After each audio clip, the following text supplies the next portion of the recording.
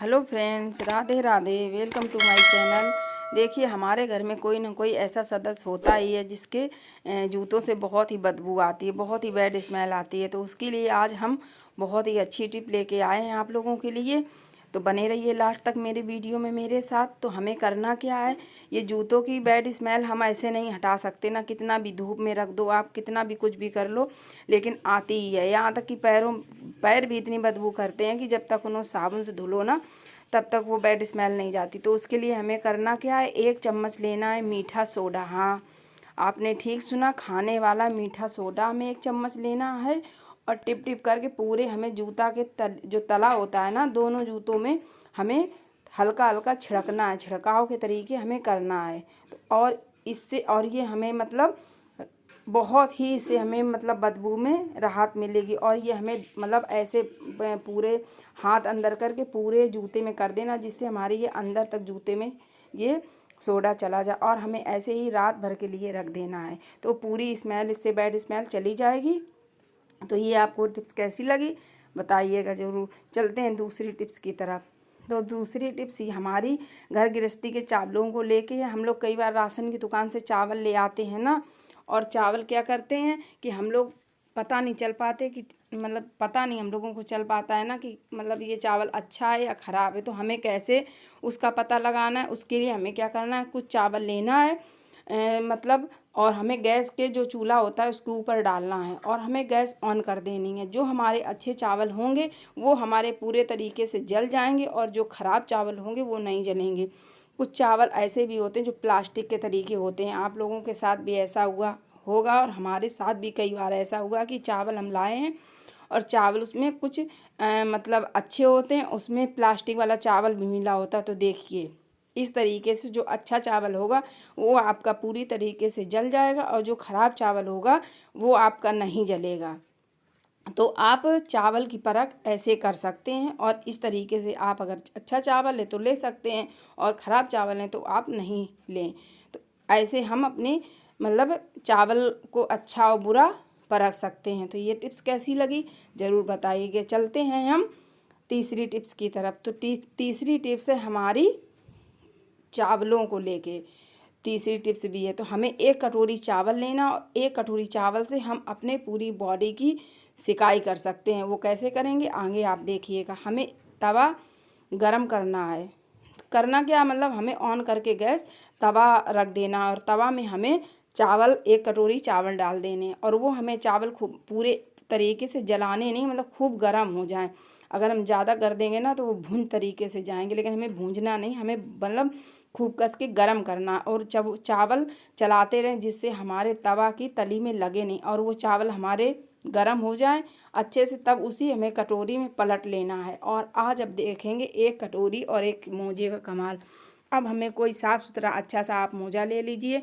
मोजा हमारा साफ़ सुथरा होना चाहिए, क्योंकि हमें इसी से अपने पूरी बॉडी की सिकाई करनी है। तो इसलिए मोजा आपका साफ़ सुथरा ही होना चाहिए। तो हमें क्या करना है, अब हमें जो बीच में मोजे के कटोरी रखना, और दोनों तरफ के जो पार्ट होते हैं उनको हमें बीच में पकड़ लेना है, और जो हमारे गरम चावल हैं वो कटोरी के बीच में आ गए, उल्टा कटोरी की तरफ से हमें अपने हाथों की ऐसे बहुत ईजी तरीके से हम सिकाई कर लेंगे। और जो हमारे घुटने होते हैं ना पैरों के, बहुत ही सबके आजकल ऐसी प्रॉब्लम है कि सभी के होती ही है। तो हम बहुत ही अच्छे तरीके से घुटनों की भी सिकाई कर सकते हैं, हाथों की भी सिकाई कर सकते हैं, और पैरों की भी सिकाई कर सकते हैं। हम लोगों के सबके यहाँ सुविधा नहीं होती ना कि आग जला के हम लोग सर्दियों में सिकाई कर सकें। और पैरों की और घुटनों की तो सबके यहाँ प्रॉब्लम होती है, क्योंकि सर्दियों में बहुत हमारी बहनों की जो पैरों की और हाथों की उंगलियाँ में स्वेलिंग आ जाती है। तो इस तरीके से हम बहुत ही अच्छे तरीके से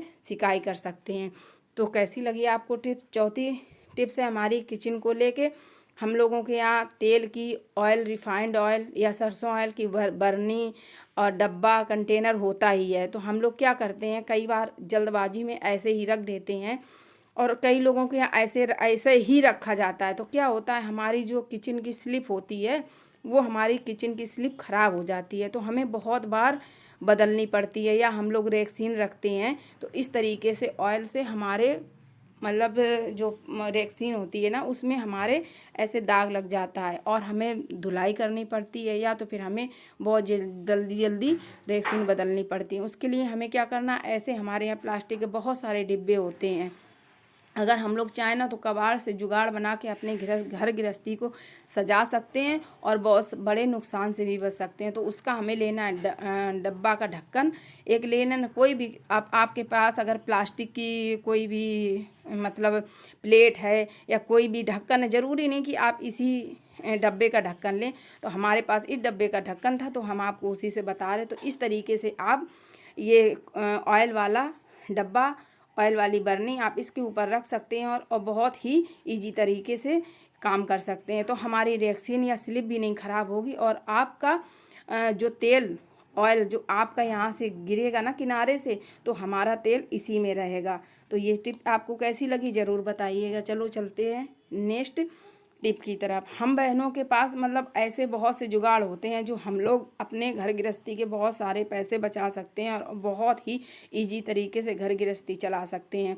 तो अब हमें फिर एक तवा लेना है और आज हम देखिए मच्छरों से कैसे छुटकारा पाते हैं। तो हमें गरम तवा करना है, ऑन कर देना गैस और गैस में तवा रख देना। उसके ऊपर हमें एक चम्मच नमक डालना। अगर आपके पास काला नमक हो तो वो भी चल सकता है। तो उसमें आप जो हमारे ये खाना गरम मसाला में ये होते हैं ना तेज पत्ता, उन तेज पत्तों को 4-5 तेज पत्तों को आप टुकड़ा कर लीजिए और टुकड़ा करके इसी में नमक में डाल दीजिए। और अब आपको लेना है 4 लौंग, 4 लौंग लेना। और याद रखिएगा लौंग आपको फूल तोड़ के ही लेनी है, क्योंकि मतलब पूजा के अलावा जो भी काम में हम लौंग यूज करते हैं तो फूल ऊपर का निकाल के ही करते हैं। कई बार हम लोग होता है ना चाय वगैरह में लौंग का मन होता है कि लौंग वाले फ्लेवर की चाय पिएं, तो ऊपर का फूल तोड़ के ही डालते हैं। तो वही हमें इसमें फूल तोड़ के 4 लौंगे डालनी। और अब हमें इसको मतलब बहुत ही जलाना नहीं है, बहुत कस के इसको सेंक, बस इसको गरम करना, हल्का सा गरम हो जाए, क्योंकि सर्दी का सीजन है तो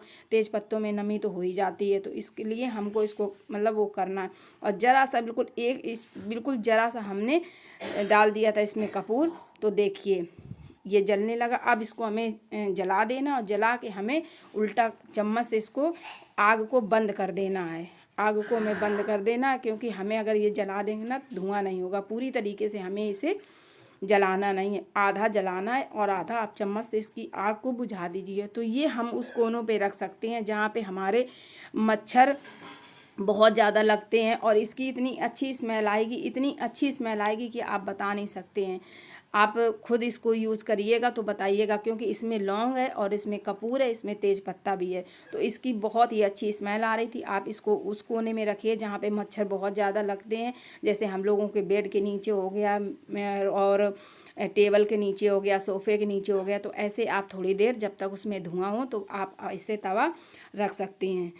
तो आपको ये सारी मेरी टिप्स कैसी लगी ज़रूर बताइएगा। अगर फर्स्ट टाइम मेरे चैनल पे आए हो तो प्लीज़ मेरे चैनल को सब्सक्राइब करिए, लाइक करिए और ज़्यादा से ज़्यादा शेयर करिए। तो बने रहिए नेक्स्ट ब्लॉग में।